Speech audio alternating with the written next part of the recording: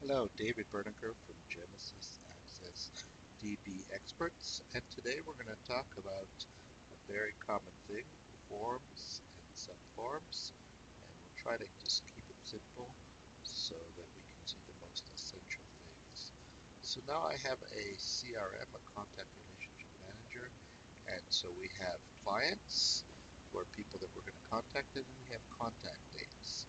So here in Table Clients, I will see a little bit of information, in this case primary, secondary, first name, middle name, last name, and then I have some calculated fields to put them together. Often there's more information, but for this demonstration, this is good. So we have table clients. For the main form, we create a query whenever, let's see if we can get this. Okay, let's use our query. Whenever we create a query in the development phase, we use wildcards.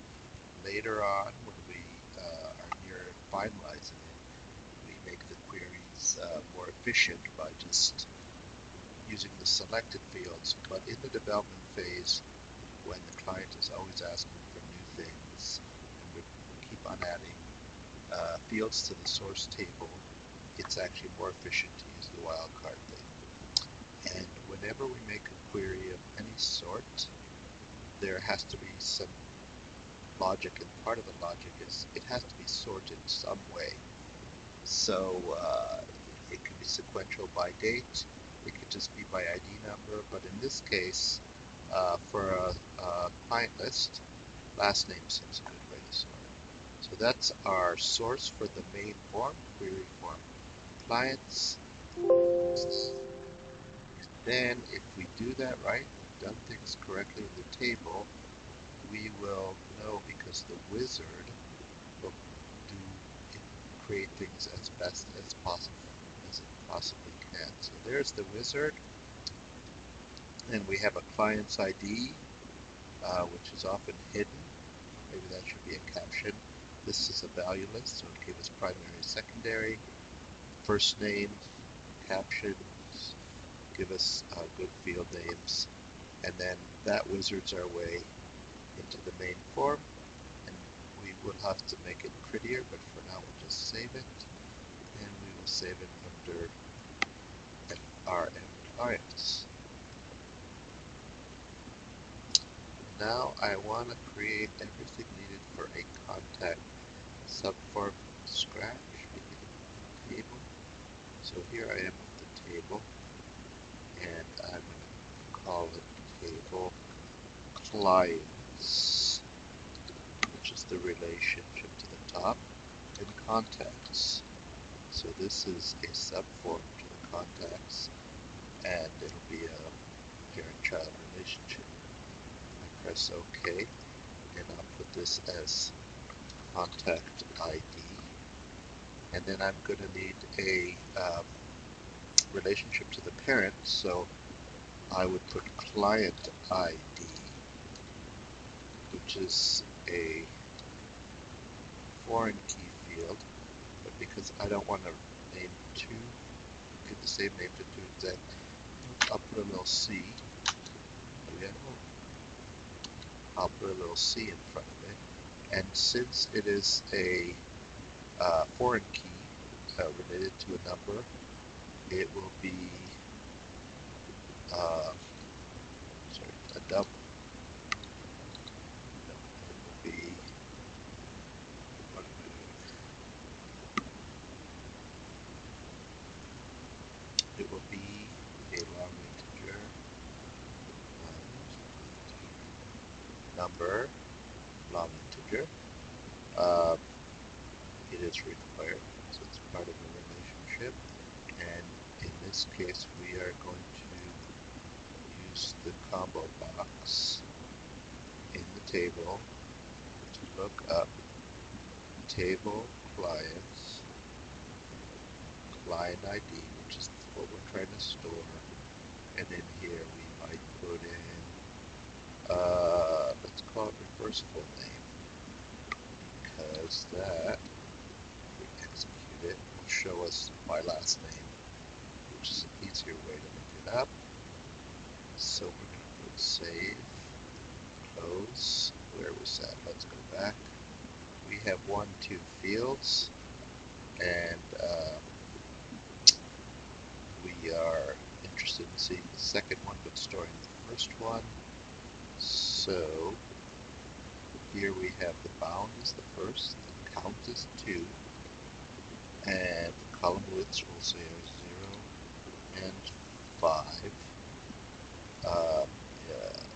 In this case, you won't edit. You can limit it to list. You definitely have to limit it.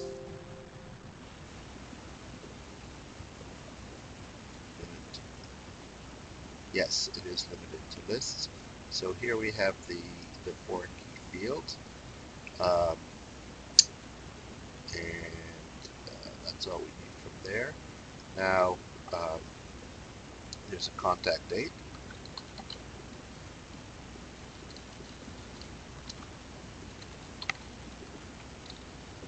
Which is a date field, and give it the better caption. The easiest way to do that is copy paste. Contact dates are required. There has to be a contact.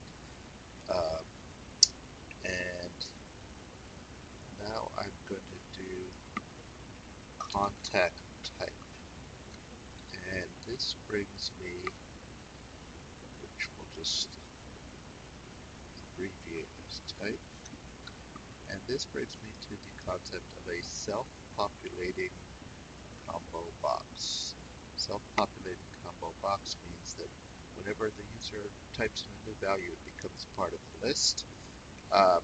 Sometimes in situations where the sanctity of the list is more fluid, and they want to be able to just add quickly, this is a good option. For instance, with city, you don't want to make them physically add city to a list every time they want to put in city, but having said that, once they've typed Mississauga once or New Wilmsbury once, they shouldn't have to retype it again. It should be part of the list.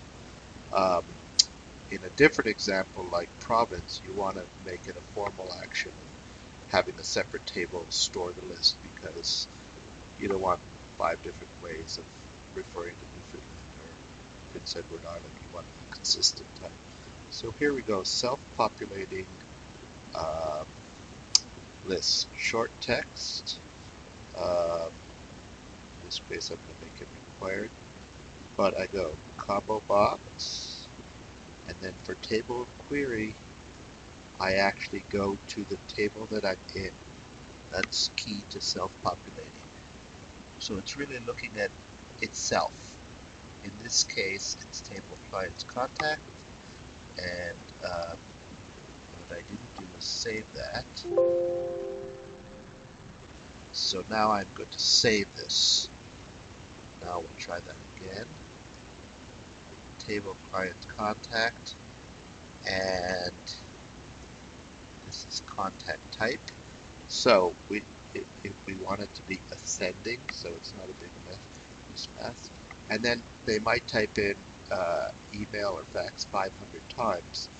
In order to hide duplicates, we'll go group by. So that'll be total, and I will save that, and we have contact type, and then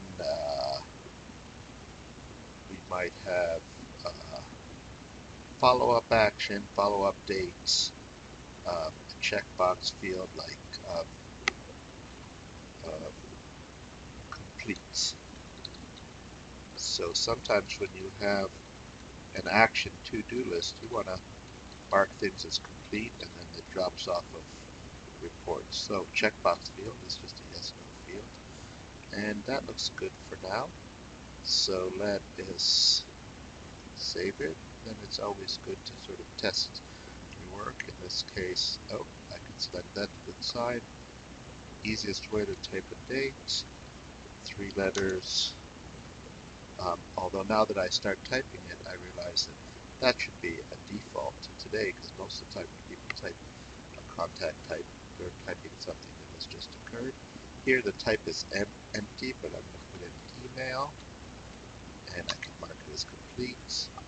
I'll do another contact for David, December 12th, and I will call it code. And now I'm going to save this. I'll close it. Now, as I remember this, this date should default to the current date. That will make the user's job easier. So I'll press save. I'll go back here. Now I'll save Berniker. That's already defaulted to today. And when I go to this list, alphabetically I see what's there. That's a self-populating list, and we use that all the time. It helps people ease of data entry, and it keeps things consistent.